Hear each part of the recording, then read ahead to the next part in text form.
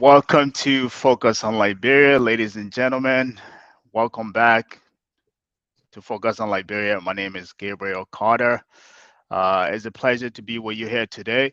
I know we've been away for a little bit. We've been away. We took time off. We're trying to get things together behind doors. But now we're back today, and today we would like to talk about the U.S. investment climate in Liberia, the U.S. investment climate report in Liberia.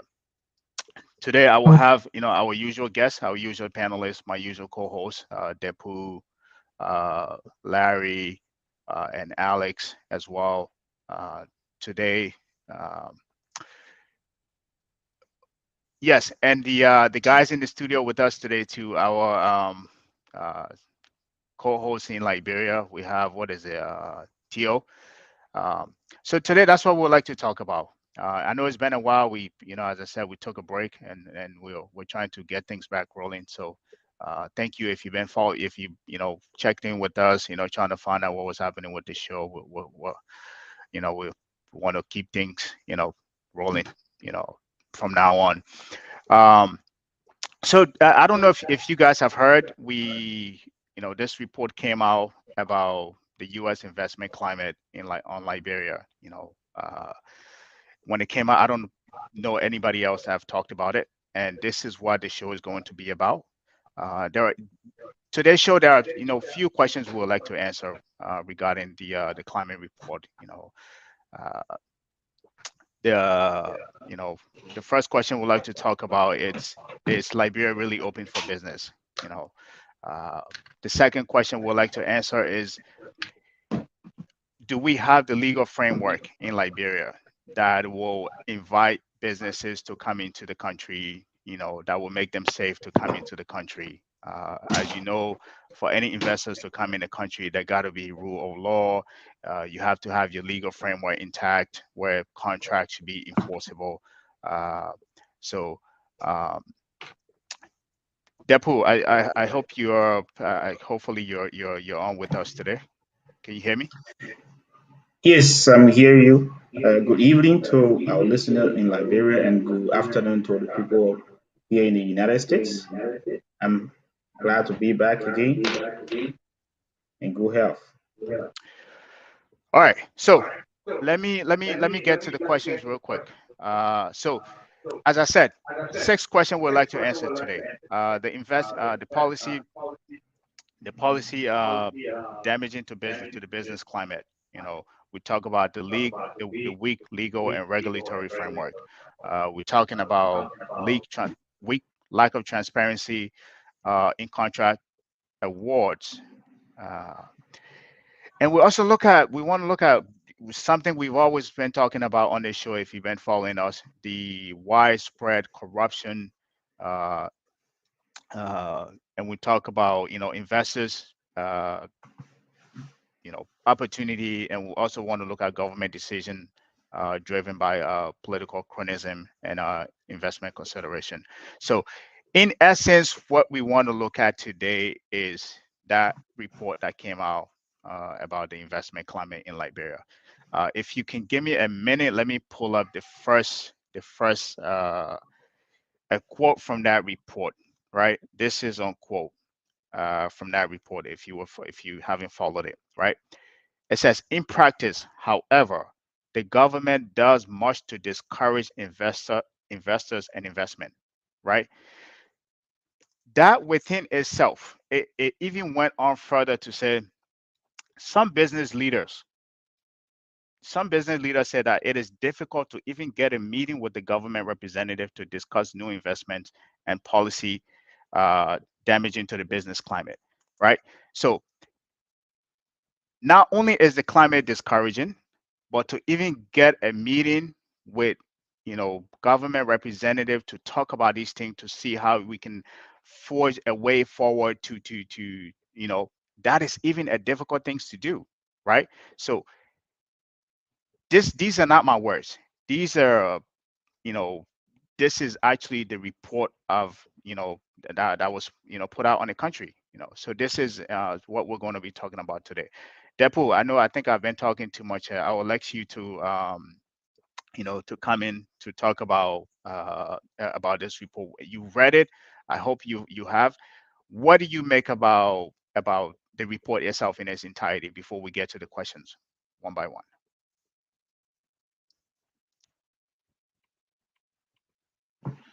It's the report. Normally, this is something the U.S. does to most of the countries around the world Hmm. to look at the assessment and the relationship with them, to look at that also determine the economic and diplomatic relation and foreign policy direction to a country. So Right. it's a very good thing to assess it. One good thing about it, this kind of a report are all intended to be like an evaluation of the relationship. And now, as a country, when you see such a report, or even as human being or a company owner, when you see any evaluation report, what you do is to see where did you fail and where did you improve, and you try to improve on where you failed to make you to be a good nation and to be a good company or to go, be a good individual. Hmm. So it's welcoming and it's good for any country once you see such a report. What is important is to just digest it and see what are some of the indicators that you failed in and what are some of the issues that you have control over. Hmm. And that's better. Okay.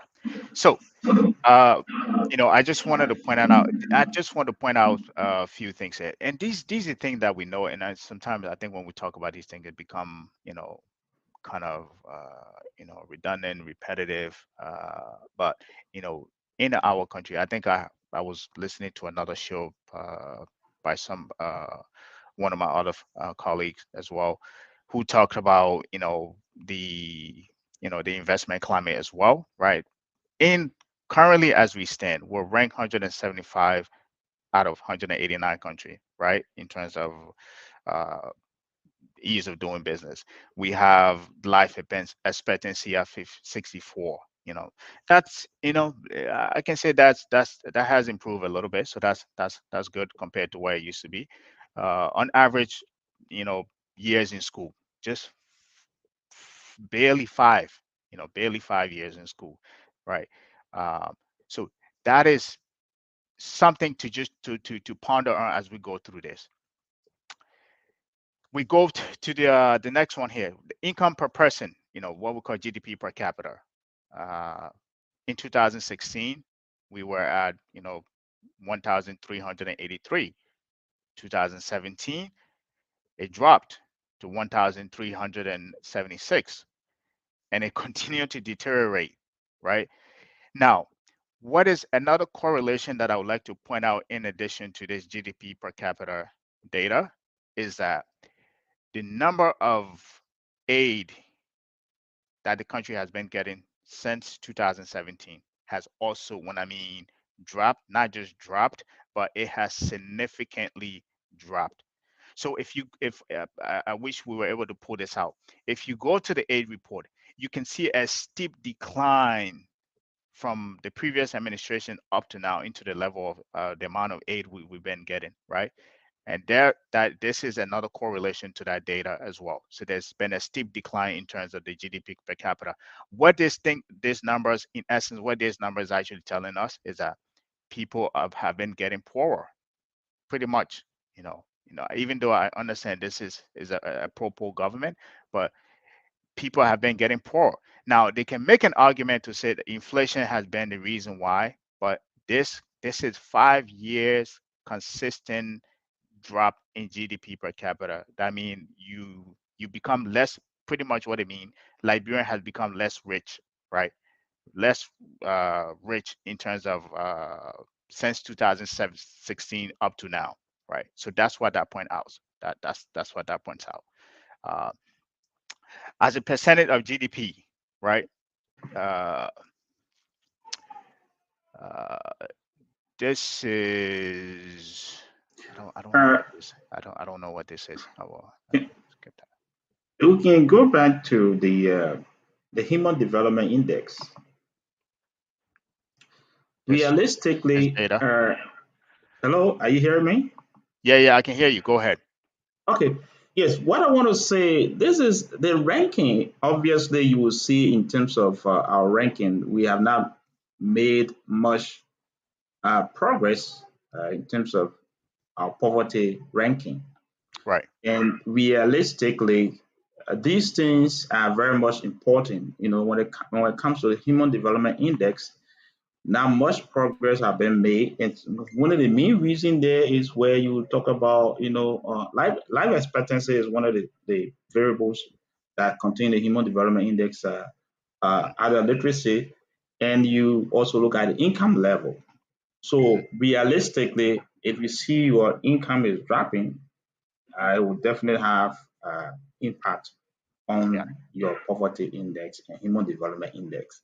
The next thing that there is that if you having a lot of issue where life expectancy, even though it's still at 64, but you're actually 66 then, but Hmm. realistically meaning that the health condition or facility and other things in terms of the health delivery services have problem. With the COVID-19, we can say many countries face similar situations, a health crisis, and it's not something that one country will be blamed for it. But what is important in this report that we have to look at as a country is that look, how do we improve it? Because Hmm. realistically, if you are not investing more in human capital, Hmm. that is human capital development that has to do with health and education, Hmm. it Schools. definitely affect the country. It Right. it affect productivity. So if this government want to look at this clearly, they need to take this report very seriously and say, look, how do we do in terms of health and education so that it will help improve our human development index? These are very cardinal issues. And that's one of the things some months back when we were having discussion here, as I said, our national budget sometimes is reflective of what we're thinking. If you Hmm. look at the national budget, these key areas are places where you have less concentration of resources. Hmm. And that itself is a clear representation of the report that we have today. Right. So, yeah, it's something that the government have to review. They need to take into consideration and look at productive area that they can invest in terms of health, education, agriculture would be very great. You don't expect productivity to come in the economy. We have low skill labor, and you also have weak health system. Right. Investors will be taking into consideration what will be the labor force in the economy. Hmm. Besides that, sometimes it's good to read data from some other perspective. You look at the GDP, or let's say income per person, Right. realistically, from 2017, the decline in 2018, immediate decline in 2018. Hmm. One will also look at it from another perspective. That this decline didn't just start in 2018, it might have started in 2017. That's how you see 2018 report. Right. And one thing one would also look at would be what could be the reason of the decline? Because from 2016, you see a little bit, slump into the data, 2017, but it got worse in 2018. Realistically, now if you also identify where the problem is coming from, one, in 2018, there was Hmm. change in government Hmm. and change in administration. It also led to change in so many administrative decisions that made many people to Policies. go out of job. Right. So that it affected income level. Right. So it's something that will be one of the main reasons why you see the decline. And besides that, you also see the decline because one thing is that investor expectation will be Right. that look, the people are going to election. Election is coming. They might slow down their investment and wait for the new government to come in. And the new government coming on board based on the sincerity and the performance of the new government will lead to increase in investment. And Right. so you look at the income per capita or the growth or growth decline and the growth opportunity that there, you have to definitely look at that from that perspective. So what had happened for the past 5 years, even though there will be expectation for investor to say, look, you know what, confidence level is low, so maybe we can boost investor confidence within 2-3 years period. Unfortunately, you could see consistent decline in 3 years and up to the fourth year. Right. So I don't, without even trying to push this thing further, I just wanted to add to what you just said, which is, besides the other correlation that I pointed out, another thing that this represents as well is because the way this number is actually measured is, the GDP of the country divided by the number of people within the country. So if you're seeing the GDP per capita of a person significantly deteriorating, so that tells you that the entire country GDP has been deteriorating as well, right? Uh, so that's something I just wanted to point out as well. Yes, Uh, obviously. right, The per capita income decline is a result of a GDP decline. right, And which of course is some of the fundamental factor there is that confidence level in the investment climate and on the new government hmm and the expectation at the time in 2017 that look there's an election we cannot put much into the investment. Obviously that why you find a little bit of slope. But what is very much important was that how do you recalibrate to ensure that there's a boost, you know, in the economy. You right, need you need to spur the growth as much as possible the moment you take over after 12 months or 24 months. right. So my next question to you here is, you know, I know as somebody who has worked within government somewhere, some shape or another, right? I think you may have uh, worked from at a policy level. What are some of the policy that you think may have or a confluence of policies that may have resulted into where we are today? Like I think you alluded to some of that, right? Where you said that there's been a change in government, right? Which is true, right? So the next government comes in, they start implementing their own policy, right? what what I mean, from somebody who's worked in government, what do you think has been some of the confluence of either policies or issues that may have uh, caused to cause us to get to where we are today?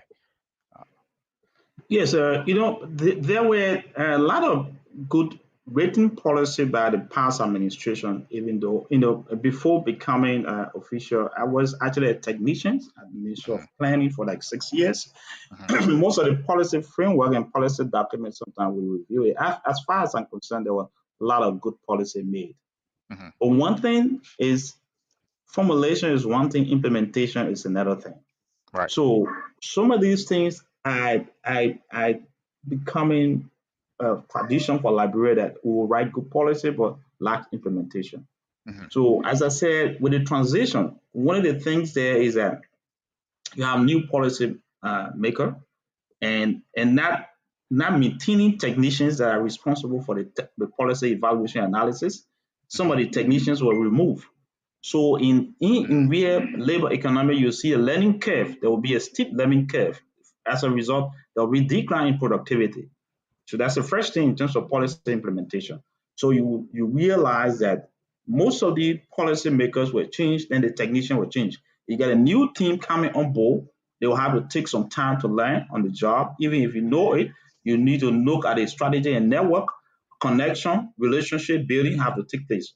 So these are things that actually contributed to the decline.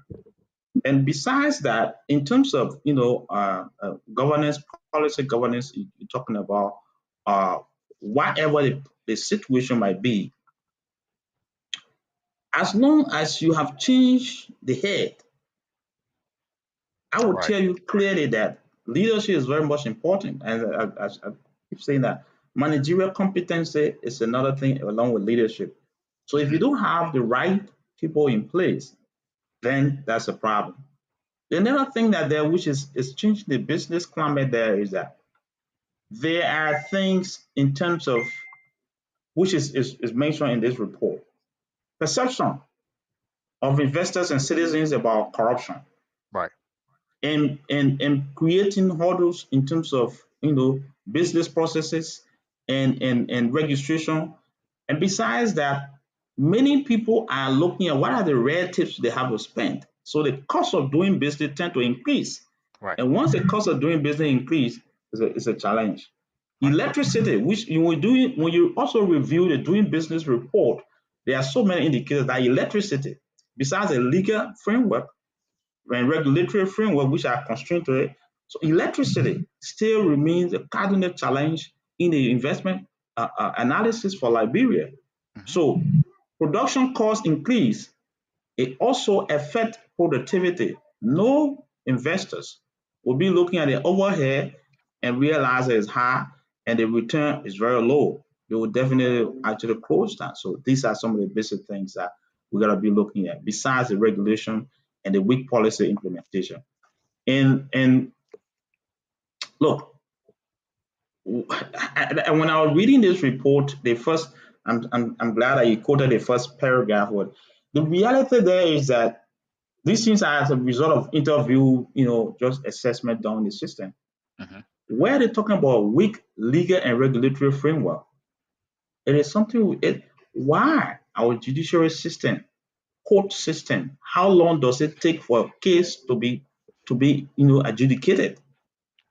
So many cases on docket. We're talking about Yep. commercial code not being functional. So these things are things that actually affect productivity, Right. that affect the growth of the economy.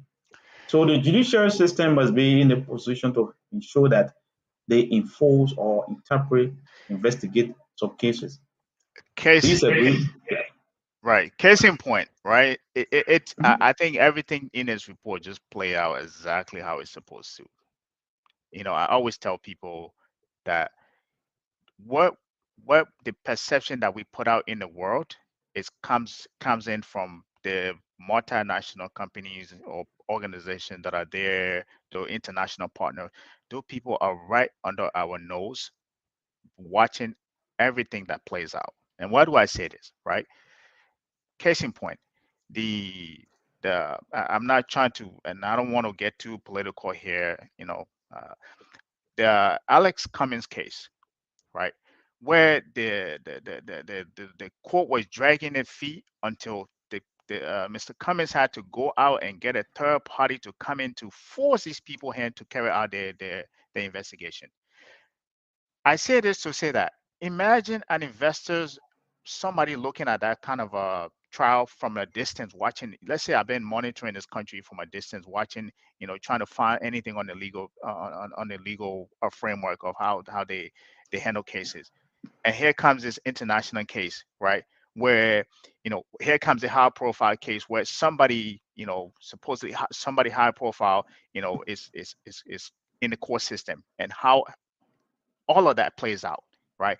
To the point that he had to go out and get a private, law firm to come out to really do the investigation work that the the judiciary system is supposed to do before they were even able to act, right? People look at these things, and including the international partners that we have there, the UN, you name them, that are right in our country, that are operating that are working with the other administration there, right? They see these things. Nobody else puts out this report. It comes from those people, right? So the way we behave, right? The way we behave to each other is what other people will see to say, okay, maybe they have a good strong legal system here, or maybe they have good business contract enforcement here, or maybe they have good laws in this country. Let's say if the same incident, to bring out this case, who got beat at the front of the U.S. embassy, Chris, right? Up to now, nothing has happened, right? Now, as I said, investors look at these things: safety. They look at the geopolitical, they look at safety within the country, they look at the ease of doing businesses. They look at everything in a granular perspective, right?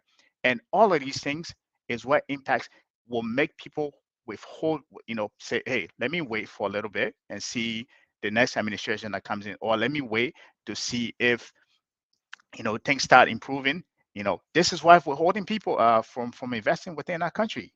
This is why we have this report, first of all, in front of us. So how we behave, how we whether it does the case doesn't even have to be an international partner coming. It could be a local case. The way it goes through the judiciary system, as you mentioned, there are cases on the books, right, in the country that have been sitting there, nothing's happening to them. Perfect point. I keep mentioning this kid who got beat. Up to now, I think we were just talking about it before we got on this show. No investigations, right? Nothing is happening. These are the things that cause investors, that divert foreign investment from our country to our competitors, like the Sierra Leone to the Ghana, the Ivory Coast. So this report couldn't have come out at a good time. I wish, and when this thing come out, I wish some people from from the other opposition can come out and talk about these things, and put out solutions, you know. But I think that's I want to leave it for now. I think I'm rambling on here, but as I said, those are some of the things that people look at. Investors don't just look at one thing particular. Look at the country in granular, and decide whether they do want to come into invest or not. Yeah.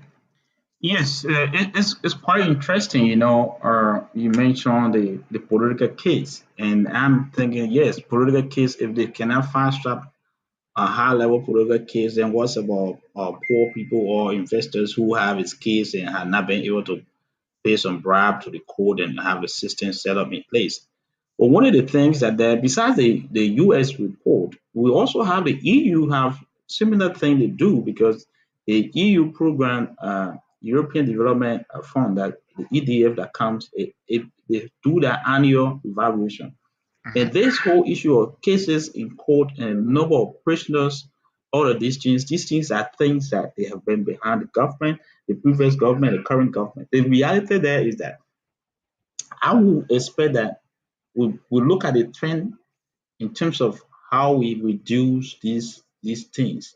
To say, if we have the ratio of, let's say, a case, one of the court adjudicating 10 cases a month, Hmm. you could say, though, because of the volume of cases we have, we can increase it to 15 to 20 cases per month. Exactly. And that itself, within a year or two period, we can get rid of some of these challenges we are faced with.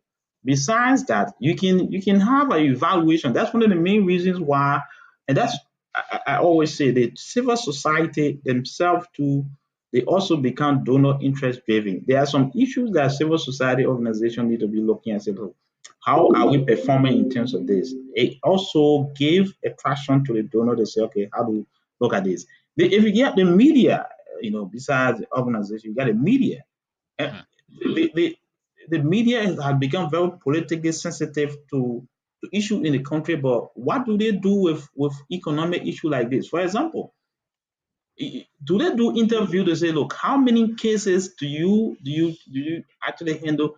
You go to court and make the inquiry. You can raise, because if you go to some court, I will tell you, if you got any judicial reporter who goes stop by, you will see that some people will be waiting for their cases for more than a month or a year or two, Hmm. because no one how to report this issue. So someone had to go to their aid, and either they don't have the money to pay the lawyer, or Hmm. they don't have something to negotiate for the case to be pushed ahead. So Hmm. these are situations that are affecting the country. So instead of just, it's not only the executive that have this issue of corruption. The corruption in the system is everywhere. The transparency in contract. And Yeah, I that's what I tell wanted to get you, on. Yeah. yes, Go, one go of ahead. the things that we look at transparency in contract. The first thing that there is that, how do you go by this? You have a very good law. The PPCC law is there. It's very much clear What is, how, if you which could you tell the audience what is the PP, the the law Public you use? Procurement Commission, You're right. you know, Public Procurement Concession Commission, Hmm. PPCC, realistically, they have a threshold for any investment, or which one should be local bidding, international bidding, and at the same time, even purchases in government offices or any organization in the country, how much the threshold is. Anything beyond $5,000, anything beyond $10,000, you have to go two bidding process, public bidding process, and make sure you got not less than three, quotations. Mhm. Notwithstanding, people will still do the system to see how best to manipulate it. And, realistically, if someone happened to file a complaint and say, you know what, this bidding process was not fair, then Mhm. the hurdle comes, how long will it take the court to adjudicate your complaint before the bid Right. is given out? By the time the complainant go to court, the bid is already issued, implementation has started. So these are some of the things that we need to look at in the economy. And people who are responsible, it's not all about government. Private sector, you can challenge the system by saying, you know what, you report it. And the Right. PPCC law says clearly that when there's a bidding process, you're not satisfied, you can file. Right. Especially so with evidence that, look, this thing was unfair, the Mhm. rating and the grading of my counterpart or my competitor in the whole bidding process is not fair. These things Right. are things that help the country to strengthen it. And besides the transparency in contract preparation is another thing. I know that the Liberia situation today, like the same PPCC law, that why you have Council of Finance chairman today in problem, because that someone who has the right interest in another investment is also becoming a representative, Mhm. of an investor company, and also preparing a law, contract law. That's Mhm. something, conflict of interest is everywhere. Yep. So what do you do?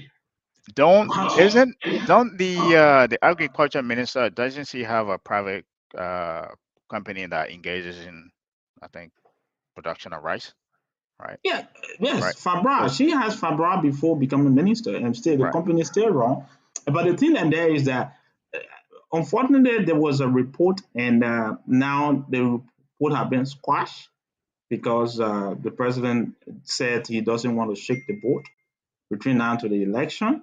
So, and the worst thing about it is that the LACC itself have now Become been powerless. Right. powerless because they have changed administration, talking about interim leadership, and the process to even select the commissioners and to appoint and confirm them will take off from now, approximately from now to January, because the independent team had to work for 45 days, which of course will take us into September or Mhm. October. By the time the report go, they have to do appointment, and the legislature will be on break. So by the time the legislature return in January to appoint the new commissioner, so obviously we don't expect anything to come from the LACC cases that were before them in terms of what come from agriculture and literature. So we need to rule those things out. These are some of the signs that indeed we are not performing. And people who are looking to think politics, everybody thinks everything is about politics. The cost of corruption, the economic cost of corruption is very higher than the social cost, because it affects expenditure, household expenditure, national government expenditure, private company expenditure. When you have corruption, Mhm. it increases the cost of living. You know, So if you are running, I'm sorry, I'm yeah, taking yeah, too go long, ahead. but let me just end it. You go to educational system. The education system right now, what is happening there because of the same corruption? Look, every school, they made it mandatory for students to get information sheet, Mhm. and your parents will pay for the information sheet. There's no regulation on how the tuitions are actually prepared and how they determine the tuition by private school. They Right. come up with random prices, and anytime, even in the middle of the semester, the school year, academic year, they decide to change the tuition and impose other fees on parents. No regulation. Mhm. So these things are things that are affecting us. It's not only about, okay, ministry and agency. Wow. Stop here and just. Yeah. So there's a question that I wanted to ask you. I think you alluded to that. It might be off tangent a little bit, but that's okay. You're saying that, let's say, if there's a bidding process and I feel as though that bidding process did not go the way it's supposed to go, and if I raise a concern, is that like a process, that a review process to look at that the mine complaint to say, okay, how was this initial bid put out, and how did the selection process, uh, how did, you know, did you guys end up making the selection process? Is there like a review board that's there that review these kind of things? Obviously, when there's a bidding process and you feel that it's a foul play, you can file a complaint, and Right. the PPCC law gave you that option.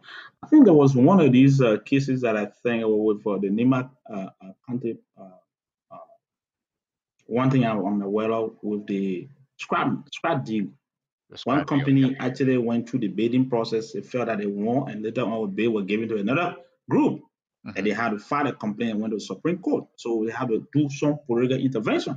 So the thing Hmm. about it is that is what while it's true that the executive have problem, I keep saying that the judiciary have major role to play on the situation with the investment climate. Uh-huh. The judiciary got major role to play.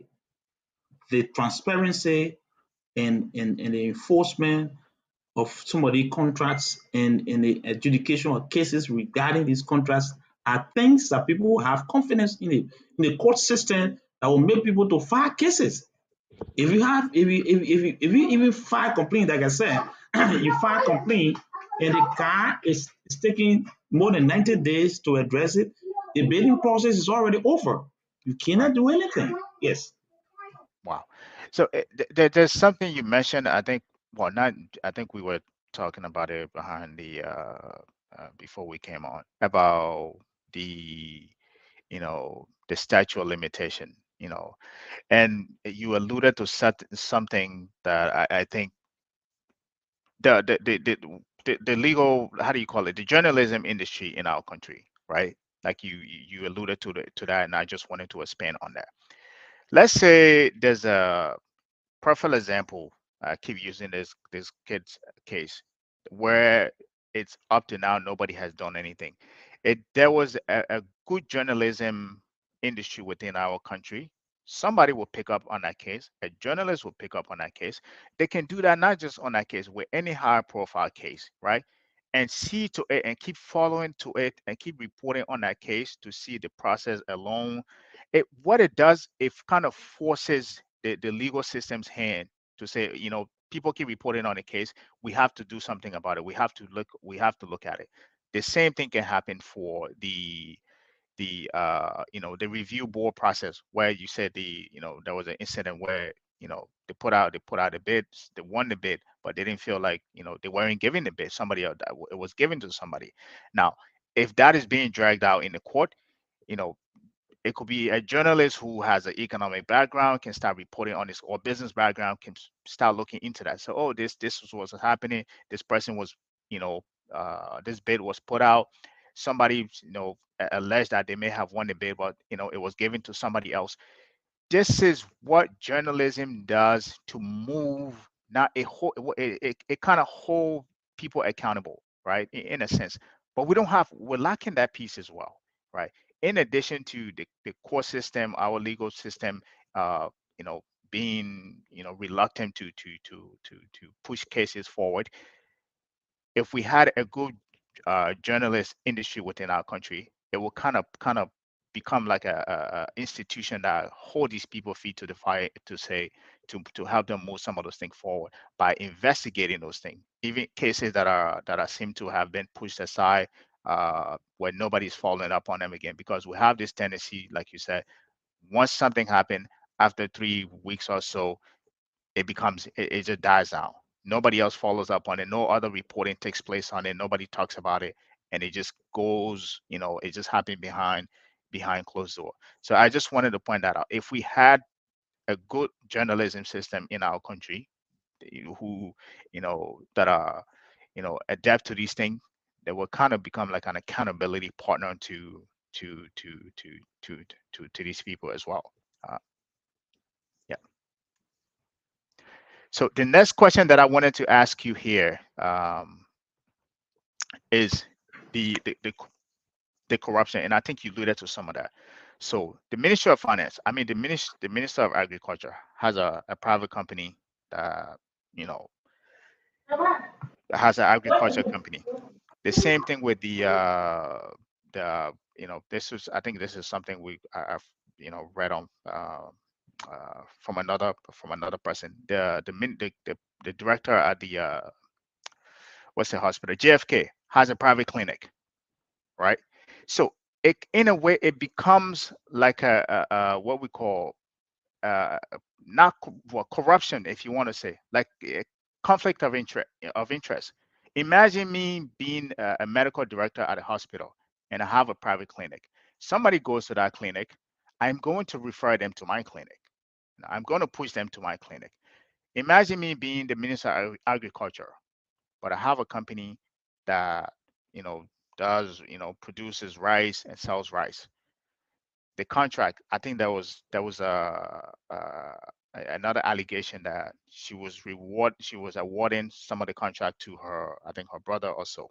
You know, these kind of you know things may not be things that we talk about on a daily basis in our body of politics, where we, because we all everybody just focus on the opposition, the ruling party, but these things are what we call the engines of not just democracy, but the engine of any economy, right? For if these little things are working properly, where you don't have that level of conflict of interest happening, where people feel these are the things, like they might be small, nobody might be talking about them, but these are the things, if you come in and fix them, it kind of brings a level of certainty that people can trust. Like I think you alluded to some of this, confidence, having confidence in the system, having confidence within the economy, for people to trust their system. But that speaks to the widespread of corruption thing that I want to talk about in terms of as it relates to the report.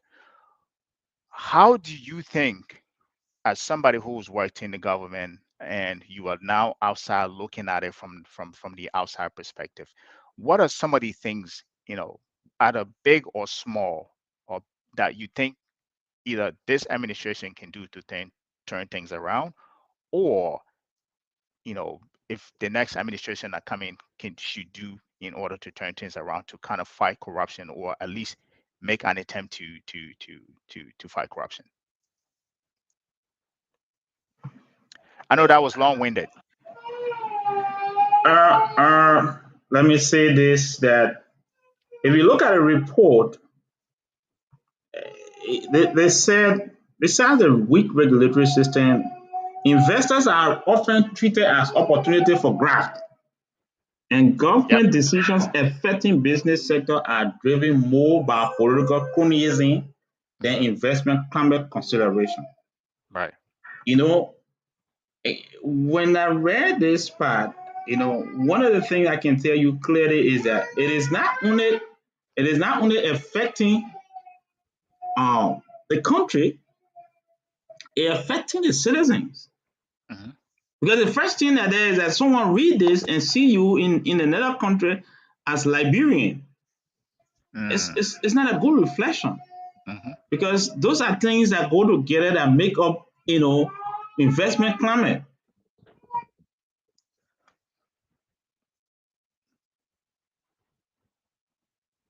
Did we lose you? That boy, you still there? Okay, I think we may have lost uh Depo. But I just Sorry, there wanted. was interruption. Sorry, there was an Oh, okay, interruption. okay. Sorry, I thought Yeah. we lost So you there. this But go this ahead. thing this thing actually helped the system in the sense that you obviously you know look at citizens and look at the country. And if someone pick up this, you come in to go negotiate in any country, or you want to build network relationship. The question there will be, so how do I come in? How do I invest? How do I collaborate with you? How do I work with you on ground? And the president is saying that, okay, you have to, because government officials should now get away from negotiation. If you are not from foreign ministry, you are not from NIC, you should have nothing to do with investment discussion or negotiation. Let's to talk about shareholding, because here you're talking about opportunity for graft. Mhm. So business Political cronyism. That's a very much damaging word because you must have interest, or you must have somebody in government, or you must be a political party member, or you must be associated with the party Right. in order for you to have your business register or Hmm. to have some duty privileges or investment incentive. And these things are things that affect the country. It should be a standard. It shouldn't be about connection. It shouldn't be about relationship. Yeah. Yeah. So let me give you a perfect example. Right. When I was in grad school, this was in 2014. Right. I think I had a year left to graduate. This is true story. Right. I still know the guy up to now. I don't know if he's still venture in Liberia trying to invest. I don't know. Right before I graduate, so what I was doing, I wanted to, because most of the kids I was in grad school with were from Kenya, Nigeria, Uganda, China, right? So most of them, they'll graduate. They say when upon graduate, most of them will say, "Oh, I'm going back to to go work in my country," or "I'm going back to work in my country," you know. So I got caught up in the the excitement, right? The ones that weren't going to work in that country were going to management consulting. So I got caught up in that assignment. So I started looking for opportunity to say in the private sector, in private things to companies to work for in Liberia. And I stumbled upon this investment. Um, they do, I think, international investment in Liberia. This company were operating in that matter of fact, they were operating in Ghana as well, but they were looking to I think the guy was cowering in Liberia. He had an operation in Liberia. I'm not going to give too much detail because I don't know if it still exists, right? So he wanted to bring me on as to work in his account in his accounting department, you know. But there were a series of questions that he asked me that kind of speak to exactly what you just said. So one of the questions that stuck with me up to now that I still talk to people about it. He said, "What is your name?" I said, so we started having a conversation. He said, "Who's your dad?"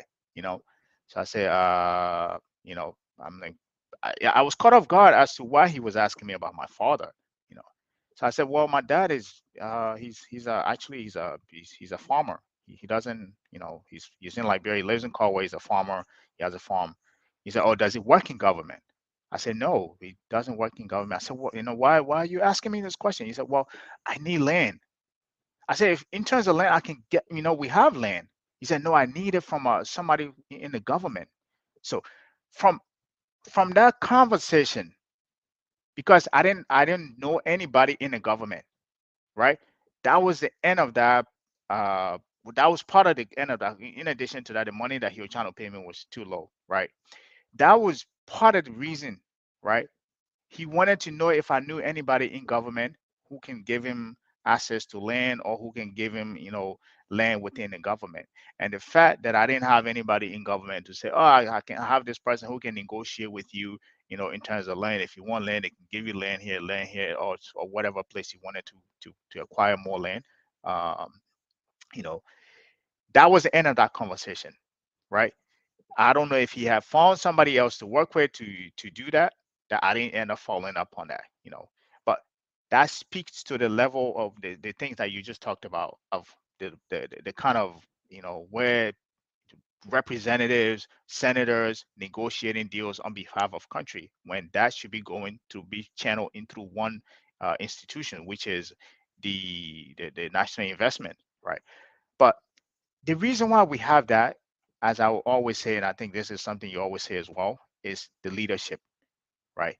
You assert leadership, you assert influence, people will follow suit. You know, if you tell people that nobody should be, negotiating contracts on behalf of the government, it won't happen. Nobody will be doing that. If somebody get caught doing that, you make sure they they face the full weight of the law. But we don't have that from the top. We don't have that in any part of the government. This is why people do that, and this is why it's being cited into the this report, right?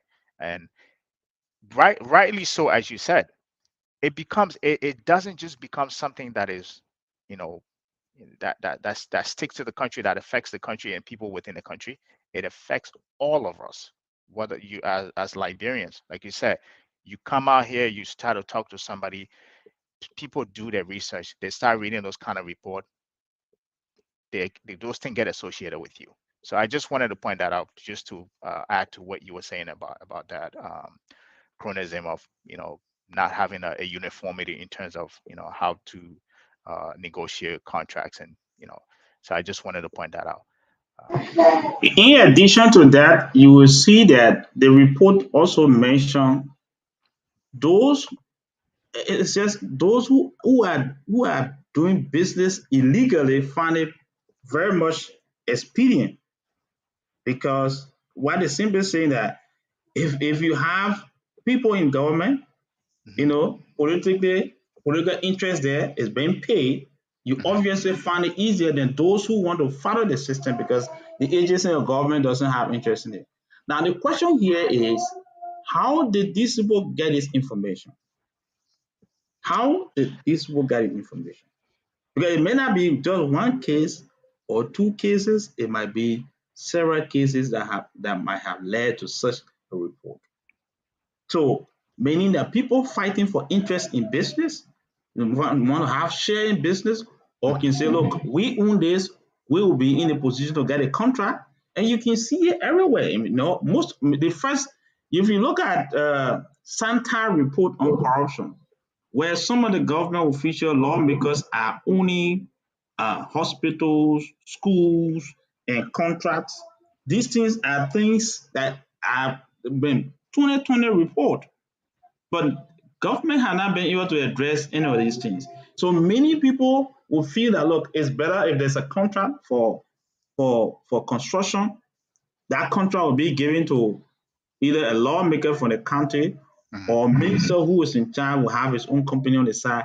These are things that it is not only affecting the climate, it also affecting productivity, because most of the thing, if you look at the national budget, the domestic debt you see in the national budget, there's some of the problems are because if you look at the county development project and most of the legislative project, these are all incomplete. One, the bidding process, they will never follow the bidding procedure. Then they Hmm. will give it to incompetent companies that cannot perform on the job. And Hmm. as a result, there's always a challenge. So these are things that are affecting us as a country, and we need to address it. Yeah. Transparency is not, the good thing about transparency, you who actually become transparent, you have, beside the peace of mind you have, it also brings you that integrity of you being, efficient and effective in your performance. Hmm. But when a nation is having all of these challenges and no one is addressing it, it's become a problem. And I tell you this, that's one thing I said before. President Weah, the expectation of Liberians about him were very high. And people thought that, many people, some of the voters think he's a millionaire, he has more money, he's gonna be Yeah. investing his money. And some people think, because he has network outside, there'll be more investment coming in. But it is becoming the opposite. In fact, it is the opposite, complete contradiction to the expectation of the electors. Yeah. That's why you see them, they behave like that. But it shouldn't only be about politics. What I said earlier, I will say here is that the cost of corruption is very high. You will see that without us discussing, let us not go to agriculture ministry again. Look at what was discussed about leases. Instead Mm. of us having census data. Census data is not only for political election, it's intended for development. We need a Hmm. census data to determine the total number of housing inventory in the economy, to determine the taxes that we can impose and how much will be the revenue. We Hmm. need a census data to know the population size in order to make a decision on how businesses are established. Who can establish business where? Someone can sit here and say, what, Liberia population is 1.5 million. 1.5 million, where is it concentrated? Mosorado, Hmm. Nima, Bon. If you want to do business, how do you attract people in other countries? You say, okay, these countries are endowed with natural resources but have less labor and less manpower. What do you do? How do you attract? So maybe the investor will look at some of the data and say, you know what, I'm going to invest in Cape Mount because Mhm. one, you have the opportunity of money, opportunity there. Equally so, we can make the place an industrial or tourism center Mhm. because of it, the landscape of Cape Mount. That will also lead to population migration from highly concentrated area like Mosorado, and people move to Cape Mount. That's how why you need a census. But where we are today, we've gone 5 years, no census. And it keep postponing it because people went ahead and mismanaged the money and no action is taken. So it shouldn't be about politics. It should be about the economics of life. Yeah. How many young people you should know by now to know how many people that are below age 5, how many population will have below age 15. You cannot determine the total school or a primary school to be established in what area and what location based on population census. But these things are all, you know, challenge for us today, no Yeah. determination. So Now, I wanted to mhm, add to this, right? So there's two things I wanted to add to what you just said. So of how we don't hold people accountable, right? For me, when I talk, I speak from like example that I've encountered. So in Call, for those of you that are in Liberia, if you ever been to Corway, there's a place called Samukai Junction, right? Samukai Junction, there's a there's a big pothole. Like when it's the dry season time, it's perfectly people can drive over it, right? But as the rainy season time, this pothole it becomes like people to the point literally people drive on the side of the sidewalk to get around it. We were driving to Artington and the car went through there. They came out, the thing like literally the exhaust were almost fell off, right? So when we got out a little bit ahead. My dad said, "Oh, uh, when we come back, I'll find somebody to fix the exhaust." I said, "Okay." So I asked him a question. I said, "Hey, how come you guys are having this pothole been here for maybe 2 or 3 years now? How come nobody has fixed it?" He said, "Oh, they give somebody the money to fix it, right? Supposedly they hired a contractor from a guy who's supposed to fix it. The guy supposedly he ended up dying, and that was the end of that story. Nobody said to say nobody. So the next question I asked my dad is: did somebody go after this man's company? He left. He has a company, right? He wasn't the. Did somebody go after his company to say, "Hey, you had a contractual obligation of something you're supposed to do, even though he's dead. We understand, but somebody from the company need to be able to fix this pothole. This is a big pothole, and Caldwell Road used to be one of the best roads, but because of that pothole, right, it has become. It's like when it rains to drive on our road, it becomes a problem. That's somebody accountability. Common simple things to hold people accountable to do what they said they're supposed to do. We can't do that.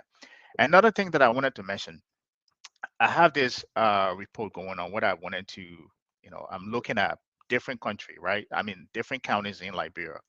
This is I'm doing this to submit to a friend who's looking at Liberia for investment purposes. So he said, "Hey, I need this report. I need to get a report on the country in terms of what are the most populated country counties. What type of businesses are there, what type of investments is happening there." Like he wanted to get a. For me, I don't know a lot about the country, so I pay an outside firm to do this report, to come out to give me that information. I think I pay $500 for them to. They cannot even find credible data. And the reason why I say that is because if we had this census report out, they would have been able to. They found everything else, but they can't find data on in terms of the population growth. They can't find data in terms of the actual number of people within each county. We don't have that, right? In terms of the concentration of people in various part of Monrovia, itself, which is the most populated place. We don't have that. So he came back to me. He said, "Hey, well, he doesn't know anything about Liberia." He came back to me and said, "Hey, I can't seem to find anything. The only thing I'm finding is stuff from the World Bank and stuff from the IMF. Besides that, there's no other data out there." I felt indifferent in a way, but I had to tell them, hey, I know we this is what we have there. Please do your best and find whatever you can find, and give me what I can. That's how important these things are, right? In terms of the census data, you do the census, those reports will be out there, and not just decisions that are being made in a country will be made on that, but investors look at these things. If somebody want to come invest in Liberia, they were able to access those data and make key decision in terms of what county should I invest in, depending on what type of industry they want to invest in, how many people live in that county, whether it makes sense to invest in that county specifically. You know, that's how important these informations are.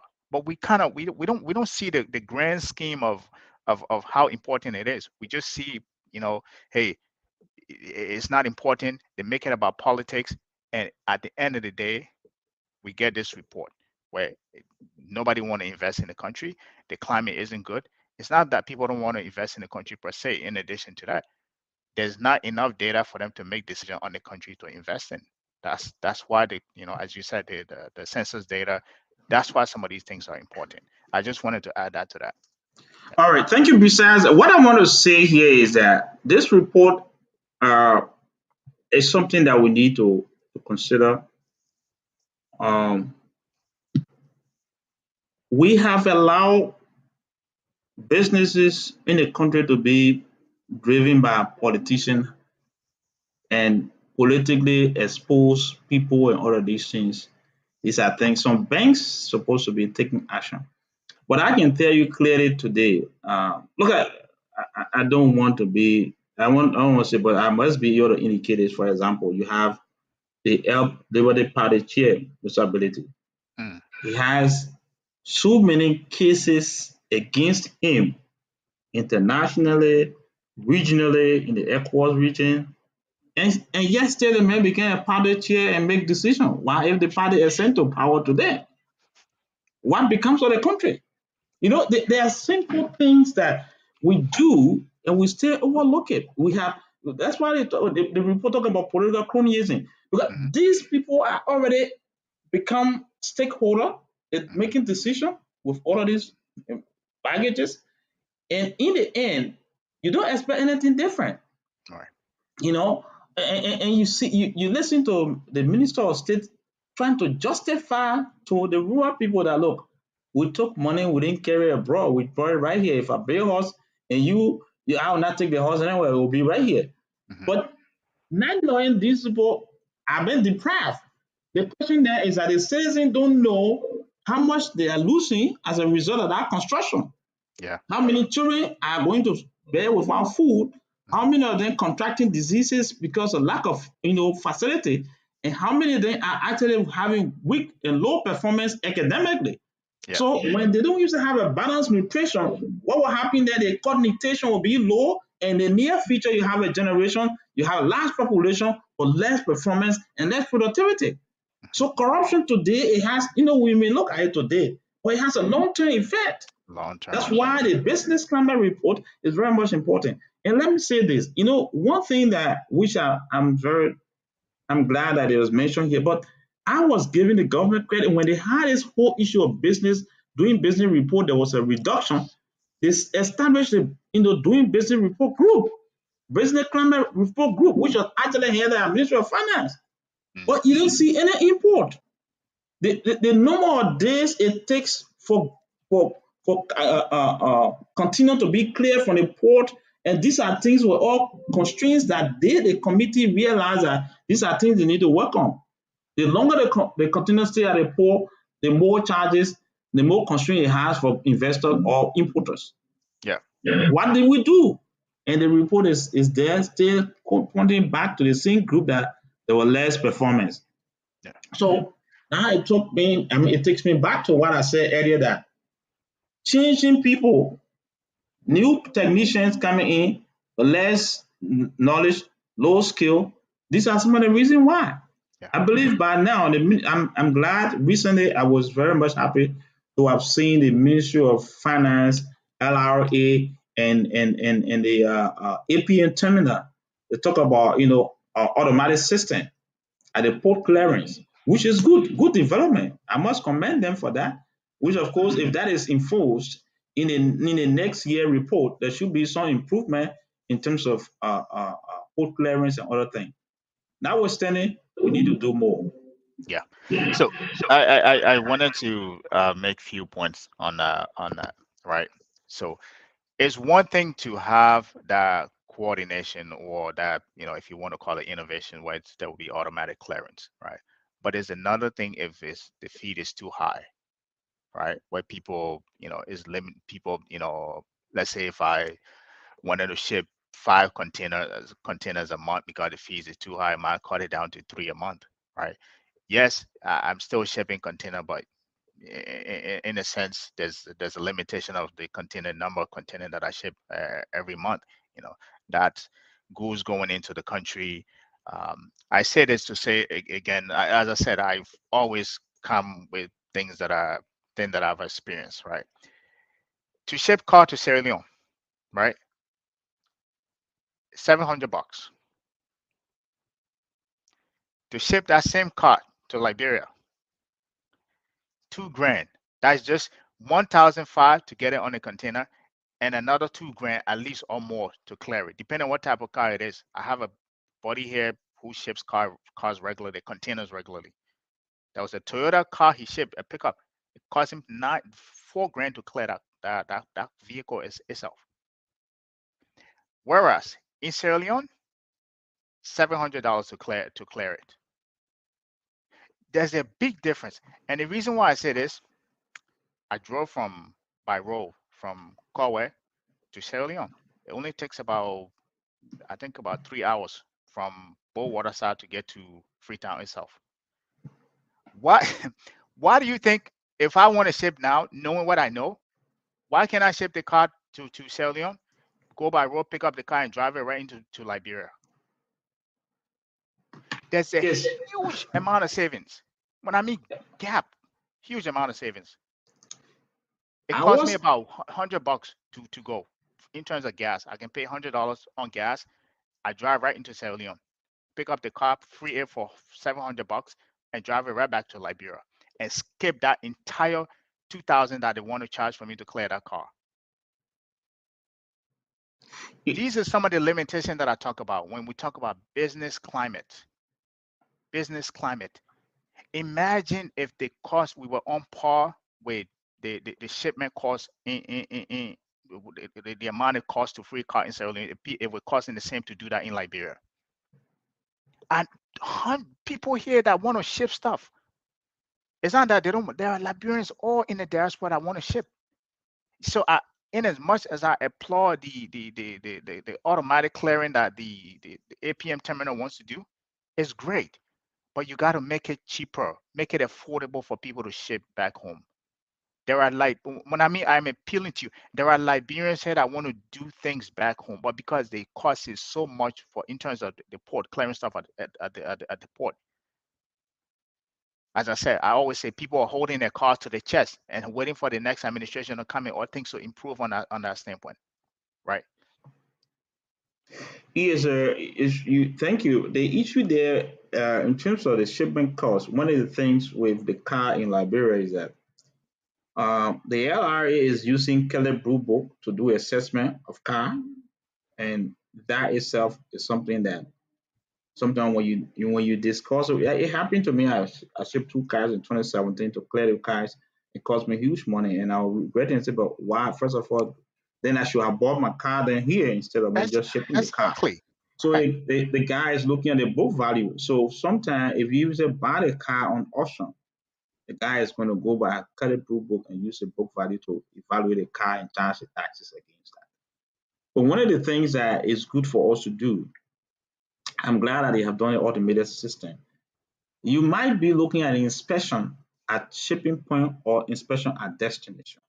So when inspection at destination might be okay, where is the goods coming from, unless it's a used one. But we can also do price variation in charges and see freight costs to determine what will be the extra charges on these things, so that in the end it will help us understand with the electronic system it can help us understand the issue of price regulation. And realistically, one of the things the Ministry of Commerce need to actually work on this is that because the price analysis unit should be in a position to say they do price analysis on imported goods Hmm. and that of locally produced goods, and that can help.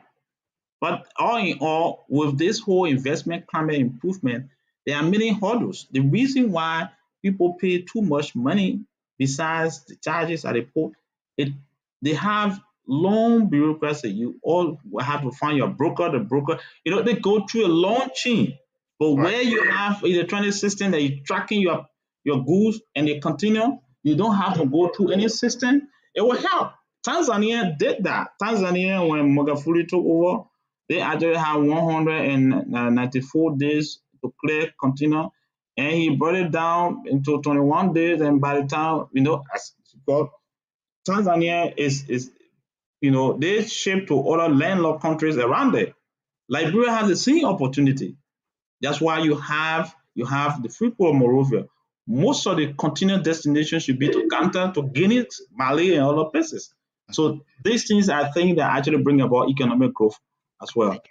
But back to this report, I'm still looking at some things that got me to think about what do we do? Right. Because as a country, what do we need to do? Should we just consider this uh, as American report and say no, or it's something that we can use it for the interest of the state? Because they're concerned about foreign investor. You know, they say investment act restrict market access for foreign investor in certain economic activity.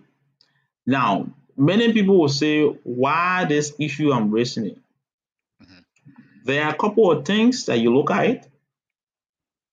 When Liberia was going through the WTO accession process, Hmm. there were a lot of evaluation that were done. We went through that. So there are some other commodity or investment area that you have to let local people have control where they don't have to compete with international partners. That is against the free trade movement, Right. realistically. But Right. it's important that you can also use, other opportunity. Import substitution can typically say, no, for now, we'll do this, we'll produce this product here in this country. And once Liberians are involved with it, we can give them incentive. And you can also partner with Liberians. Once you produce locally, they'll also give you incentive. But what has happened to Liberia is that the US investigation or Liberian business climate investigation had not taken into consideration the fronting. You know, I know this report didn't take that. I just want to bring that. I want to go outside the box more. Yeah, go ahead. Front, No, that's fine. fronting is one of the major challenges. That's why you see in the world political colonialism. Many companies, many people front for companies and register company in their name, Mm. and they have no access, they have no control, they have nothing to do with that. That itself is something that we need to investigate. A country Mm. need to think about it very carefully. There are so many things there. You see, in fact, most of the real property owned by the Lebanese in the country, you see Makoni, you know, Deconti. That's you hear all you see So the real they property. register, Yes, yeah, property they owner register name. that in somebody Yeah, else's name, but it's these actually these theirs. things, yes, Right. good. These Right. things are things that we need to look at instead of for just fooling ourselves. That restriction, we should move it and see how best to tax these people to pay. Because Right. Maconi or Deconti, none of them around to even tell you that this is my account statement. Right. But it's already in someone's name and the person is making millions of dollars, tons of dollars, Right. and having contract with government, making thousands of dollars on the property. So these are things that we need to look at. The fronting is another way that corruption is seeping in. And one thing that I want to add to that is that, you know, we identifying this problem is one thing, right? But finding solution, like you talk about the fronting. If in your case, like you said, whereas, I literally own the company, but because I'm not allowed to register it, I use you to register it, right? And it continued to exist in perpetuity, right? I'm running my business. I don't even, to the point you probably now move out. You don't even live in the area. How do we catch those things? The librarian, I don't know if we're allowed to, this, and if you guys can keep me honest if I'm wrong, right? If companies were mandated to file annual taxes, to do annual report, you will find those things, right? You will find those things. You'll be able to investigate the legal ownership of those company, who's filing it, who's in charge. Over here, this is a over here is a big how do you call it, anti-money laundering things, or terrorist. It's part of the what we call the anti-money laundering framework, right? If you own more than 20% of a company, you're allowed to, on the reporting, when you're filing with the Secretary of State, your name goes on that report. So in addition to that, annually you file your taxes. Annually you file your annual report. If we were mandating those things within Liberia, we will be able to identify some of these things like you're pointing out, like even the front end, where somebody just register a company under my name, and just for them to run it as theirs, just because I have the how do you call it? I'm a citizen of the country, but they are not. So they use that information to take advantage of that. You know, you and I both know it robs the average person. It robs the people. Another thing that you mentioned that I think we might be going off tangent here, but I think that is okay. This is our first time back. Is the industries that are reserved for Liberians, right? It's okay that the, the free trade agreement allows certain industries to be reserved for Liberians, but what is the essence of that if the Liberians are not partaking in that? The question becomes, do we still want to reserve those industries for Liberians, right? If they don't have access to partake in the industry, like the fisheries, right? Certain I think retails, most of the retail industries, right? They're reserved for Liberian to partake in them. But what is the essence if you know? Uh, I keep going back to this. More Yeah. Liberians don't have even loans to start businesses in those industry, right? So it becomes like a catch-22, right? Yeah, quite Uh, quite interesting. That's what I brought it the fronting issue because we said it, and those foreigner will still work through Liberians to register as their business, but in the end, they actually doing the business. One important point you just raised is the issue of statement, financial statement, and it is not something that we have to overlook. In fact, the commercial banks, the companies, major multilateral companies that are operating in the country, even a mining company mhm. or tourism company, all of these companies, you would not go on their website and see their financial statement. Nothing. And then we're talking about transparency. It becomes very difficult for you to determine. In fact, that's one of the main reasons why we were discussing the asset mentality. The government of Liberia cannot actually query or ask asset mentality about its share in the investment because they don't have information on how the process is going on. These are opportunities for negotiation. And once these kind of things are enforced, it helps. Public corporation like the telco, you have the NRC, I mean you have the MPA. You cannot see their annual report financial statement that actually indicate their cash flow, their revenue generation expenditure, nothing. These are things that need to be public so that people will be informed and know what to do and how to buy shares. And these public corporation people should be in a position to buy shares based on their performance, but it is not available. So Yeah, the business climate will improve based on our own commitment to national economic, development growth. Economic nationalism, that's what I would say. Economic right. nationalism must be something that Liberians should be focusing. Yeah. So I think we need to go on a line and also let our men Theo come in and tell us some of the practical things locally. I know you have a And lot of man, this. he's taking notes. Hello, you're taking notes. Tio, I know we've been again. We want to apologize. We left you out of the entire conversation, but I think Depu, we want to hear your take on any of the things that we talked about here today. Uh, you're muted. You're muted.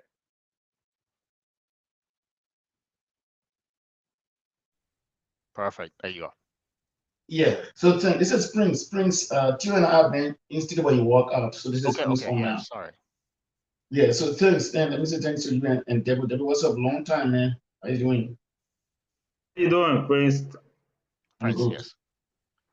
All right. So thank you. I would like to comment on a few of the things. I think you said all, especially as it relates to the U.S. climate investment report on Liberia, which of course is damaging. And I just hope that we as Liberians, especially those in government, will receive in good faith. But I'd like to stress on a few things. Then I'll come Mm-hmm. to the report. Mm-hmm. One of the things that Debu said was, I mean, he had some problem with the media setup within the country. And then I also been in the media. I rather do think that I do not think the media should be blamed. The media has not been given the level playing field. Mm. The How? media has not bullet. The media has done some great things over the years. I've been an investigative journalist, can point out to few. For example, the issue of the death of the late Otia Shannon, in 2019 or so.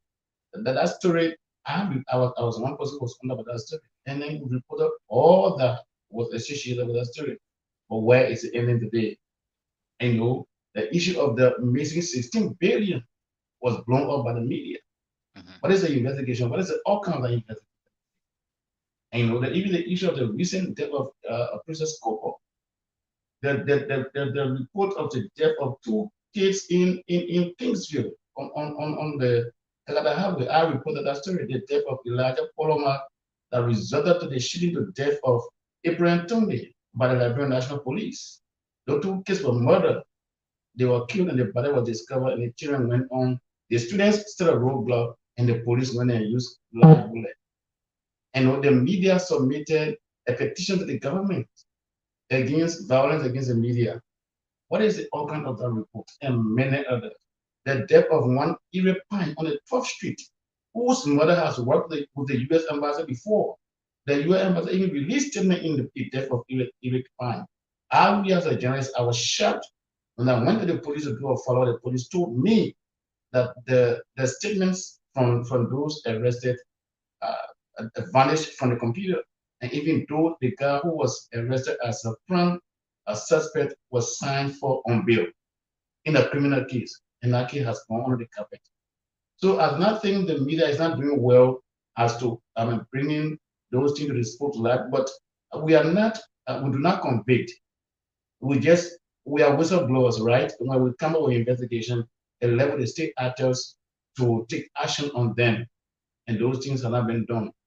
And so I just want to get that clarity. I think we're doing our best, but the country, that level playing field is not provided. In fact, you know how the country looks like as a journalist. Most of the time, even if you on the radio discuss some things, you're gonna be called. You have to slow your tone. You have to slow the volume of your tone, and you do not have a society that protects you.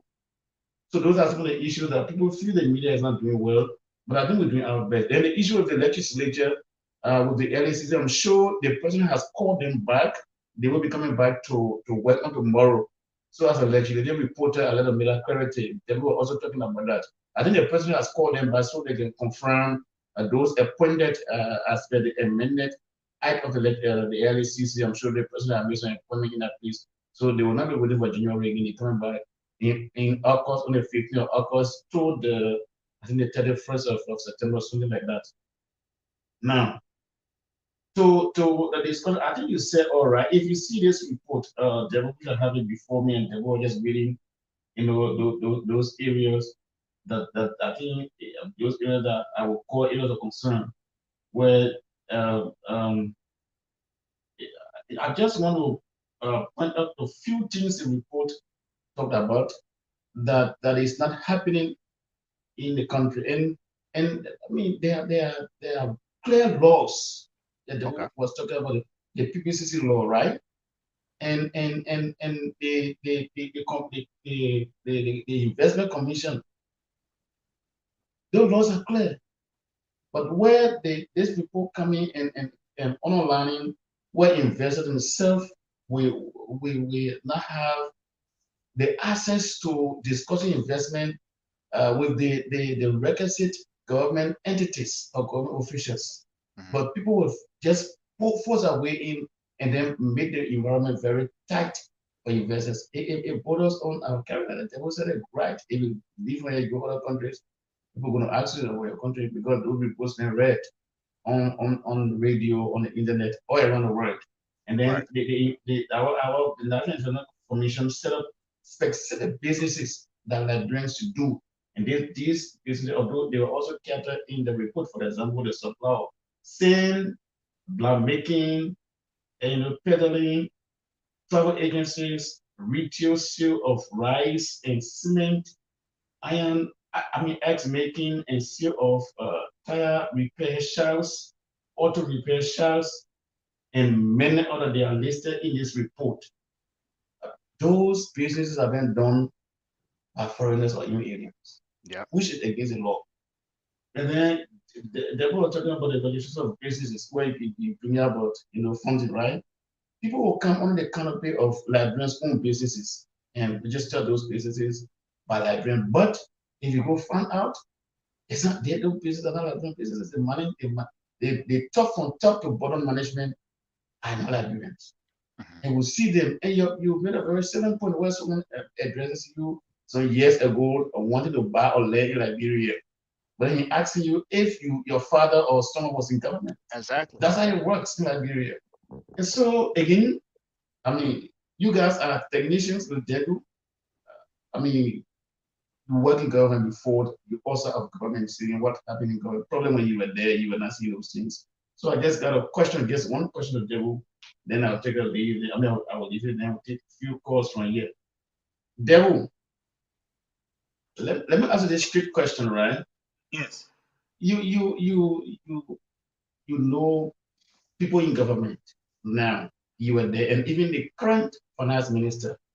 I'm aware that the both of you graduated from University of Liberia together. You guys were in the same student council leadership at UL, you Yeah. know, and you graduated. He's been given this opportunity as Minister of Finance, and you are a policy maker. I mean, you are a Liberian. You some of the things he said where if the technicians are being removed from government and then you bring in new people, there will be a learning curve. They're going to take some time.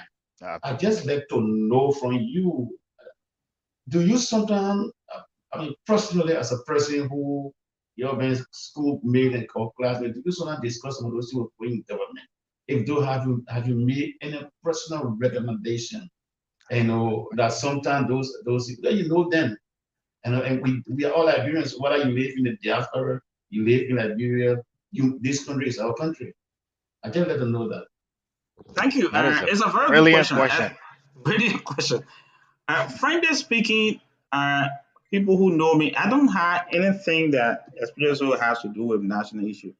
That's why you see many people are blamed. In fact, I received call a few days ago from a colleague of mine blaming me for some of the problems that are in the country because I'm one of the architect of the proposed development, the PAPD, and the economic pillar, specifically the economic pillar that had to do with all these things, talking about regulation, business climate, everything was something that I personally handle.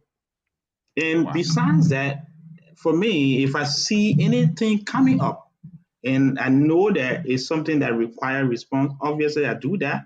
If call is not accepted, I do it through text message and everything. But it left with the policymaker. The thing about it is that governance is another thing. To be elected is one thing, to govern is another thing. So if the government policy is to do it the way they want to do it, you can't really say much. For example, the issue of the port issue.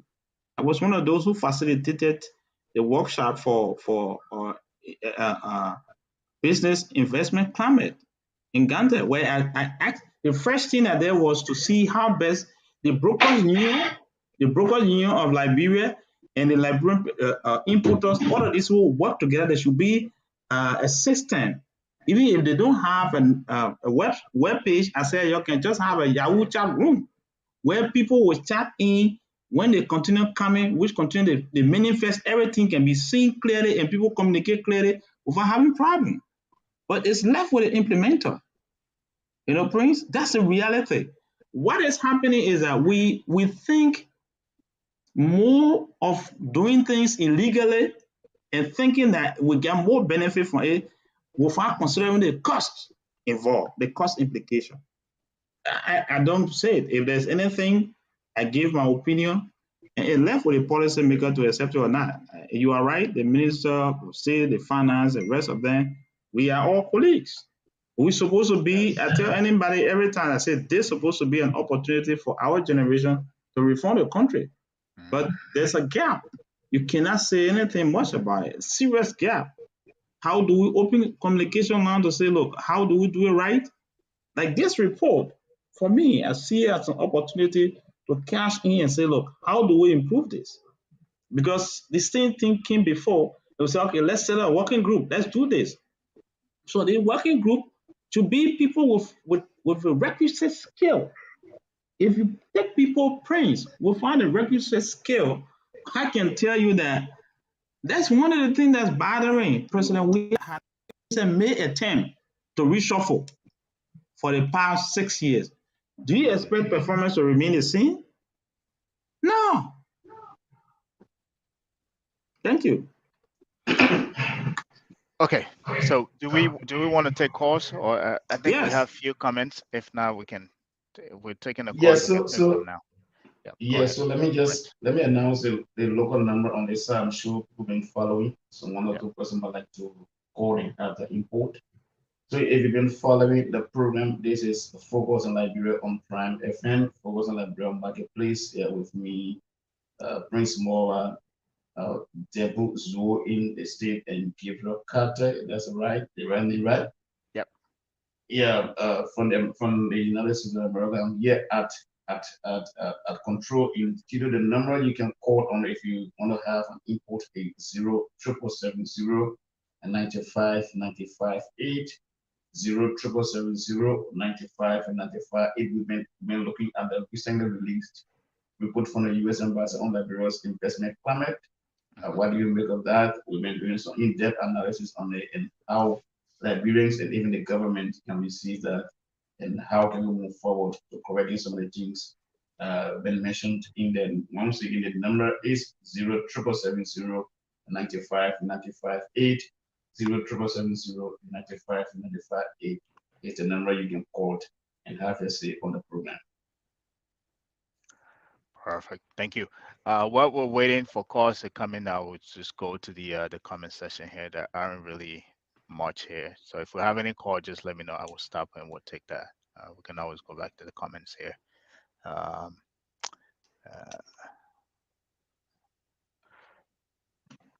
this is from William. William is actually one of the co-hosts here. It's a great summary of the constraint of Liberia investment climate, policy implementation, learning. He meant learning curves of new tech. He actually meant learning curve of new technocrats replacement, the cost of electricity, lack of justice. So he just reiterating what we're talking about here. We have also Noel Brown. I think I'm pronouncing that well. It's a question. Why is it that most of the businesses in Liberia is owned by Indians, Lebanese, Chinese to get stuck up for our small business? We have to, but from those outsider. Why? I think Depo, do you want to respond to that? I think you may have alluded to that in terms of your Okay. statement Okay. regarding the front end. You know. Yes, sir. That's thing we said earlier that the foreigners, people fund for the foreigners. The Indians, the Lebanese, and Chinese are only more the registering businesses, and that itself is something that is good for us as a country to say like they own it, but how this ownership can impact the economy is another thing. And Liberian, he said they got to buy from the foreigner. Right. We have not really opened up competition for these people. And the collusion took place because the Indians are people who work together, Hmm. do wholesale purchase and do distribution. They Hmm. got they got supply chain distribution line for themselves. And Hmm. they also determine the price on the market. So if you have Liberians who are coming to the business and they are also given the opportunity, I believe there will be some competition and that will help to stabilize the market. Yeah. But it's important. No one is stopping Liberian. What is happening? I mean, encouraging Liberian to come and register business. I will always say when we started this marketplace the first time, I said Liberians that are in the United States, in any other countries abroad, in the diaspora, should do capital pool. Like Mm. you want to look at the stationery industry in Liberia and computer. It's predominantly owned by the Indians and the Lebanese. Hmm. And you have many Liberian professionals who are experts in this area. So Hmm. they can now find a way to go in the system. Again, government too, it has to go back to what we were talking about, the bidding process. So if you go with a company and you as a Liberian, you have the expertise, you have the equipment, and they go through the bidding process where there's what we call government interest in companies and whatever shares they have, they can offer more than what you can offer. There where the problem is, where Liberians are having difficulties. Yeah. So I just wanted to add to that. Even now, I'm not playing devil's advocate here. Let's say even in the sense where these people are opening companies, uh, we have to make sure too that they're paying taxes, right? And you know, if it's bad enough that they're operating in these industries supposedly that Liberians supposed to be operating in, but are we making sure that those businesses are paying taxes, or are they robbing from us on that perspective as well, where they're operating in industry that Liberians are operating in, supposed to operate in, but in addition to that, they're not paying taxes. So are we enforcing our tax law for businesses to pay taxes, right? So in that case, I'm not advocating that they should do, right? And I'm not advocating that they should allow them to operate in industry that are reserved for Liberians. But in the case where they do, we got to make sure that businesses are paying their taxes. So in that case, you're not robbing from this country or citizen twice. Uh, Interestingly, to that point of taxes, as an intern, when I was with the Econ Student Association back in 1999, as an intern, mhm, one of the things clearly is that these Lebanese, these foreign-owned businesses, they got three books. They got they one for government tax purpose, which is they reduce the cost of mhm, everything and mhm, the supply. They have the one for their partners abroad, from the real purchase abroad, mhm, and the one that they have for the operation expenditure first to ensure that local people are considered, especially their partners that are locally or foreigner that they brought into the place, they are aware of it. So there are mhm. three books. That's the level at which these guys amass wealth.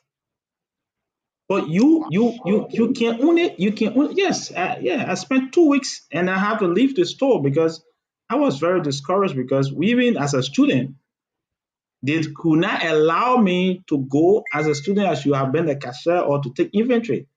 But they want me to do a store board to be, holding goods. No, I'm not a store board. I have to quit realistically. Yeah. Well, So what you see in Liberia is something that is very much endemic in the system. One of mhm, the things that we don't usually have that which we need to do to promote to empower Liberians is to see where you have franchises of this business. You come and say, look, jetty is all over the place. You got settee all over the place, right? Building material all owned by them. They to be another. So how many Liberians that are owning jetty, settee, and all of this? That's Yeah. another way of saying, look, you know why? You have this, you've rent this, and your assets have been declared, you've had enough profit, you need to sell shares. If you cannot sell shares, then you need to give franchise to other people. That Yeah. itself will be another way to boom the economy.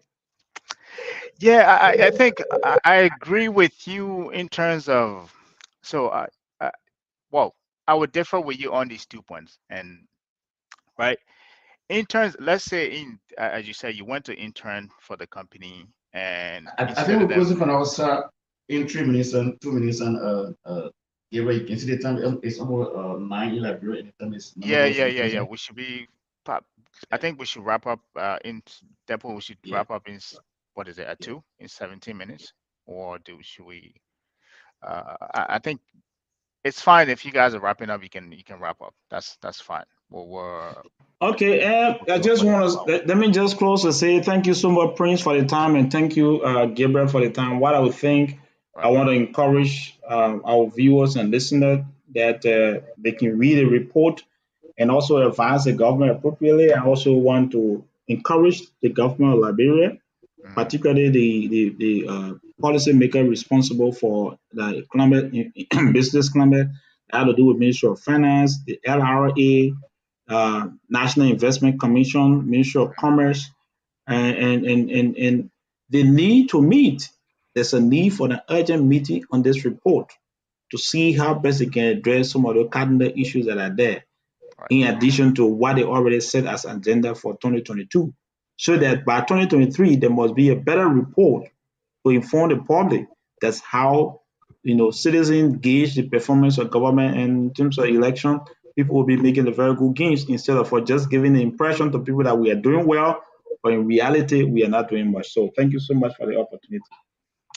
Yeah, Thank Prince, you. again, yeah, thank you for staying with that. No, sorry, I didn't take note of the time there. I thought for some reason I thought you were here, so we're on the same time now.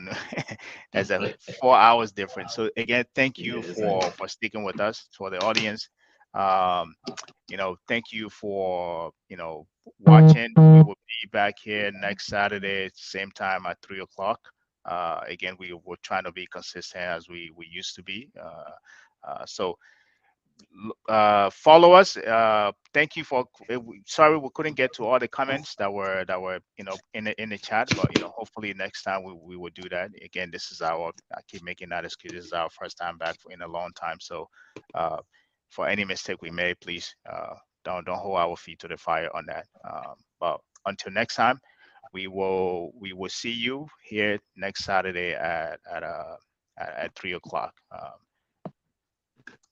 thank Thank you. you. So once And again, let me tell Deborah, I can remember that your great Agoni class when the former minister of Burma Kamara was a president, and the current minister of finance was the minister of cabinet at the time. And of course, you were advisor to the leadership. I still know your wow. leadership from up to from top to bottom. Munafa was the vice president and stuff like that. So I just reminded you once again, we hold you guys in high esteem. You guys are great guys. All those that came from that class, the Lego Hassan Kiazo, Dixon Silvo, Bobby Livingstone, Wow. I mean, Jesse Cowboy, and and many of you are great guys. So that really depends on your amount. I mean, you got education. You guys are all are progressing in society, and I mean, you can have the leadership, and then the economy really progressing as it is. Thanks so much. My name is Prince Mova, and I take a leave from you guys. Thanks. All Thank you right. so much, Prince. Before you leave, I think that's a very good observation. I have told this people it's a dream come true for the man they call Patrick Sayon, who took his time Yeah. and sacrificed during the Civil War and said he will only open the university and brought us to school. And he said at the beginning of the class and said, I'm building the next generation, and these guys will be cream of our society. These are heads among heads. So it's Yeah. not small team. Anywhere you go, private sector, anywhere, the only thing we need as a team is the teamwork and the relationship building we need to do. So that's what we need to do now. The golden class is a great class, but I appreciate your comment and your observation. I also share the sentiment to them as well. Thanks so much. Well, on that note, as we usually say, regardless of what part of the political spectrum you're on, whether you're opposition, no position, ruling position, we are all Liberians. Whether you agree with our thoughts or you don't, it's good to disagree as well. We don't claim to know it all, but there's one thing that we all make us. It is one thing is that's a common denominator is that we're all Liberians. And as always, we like to leave you with that song. So we pray that you have a good week ahead and enjoy the rest of your Sunday. Ciao. We are Labira. Labira is our home. Labira people.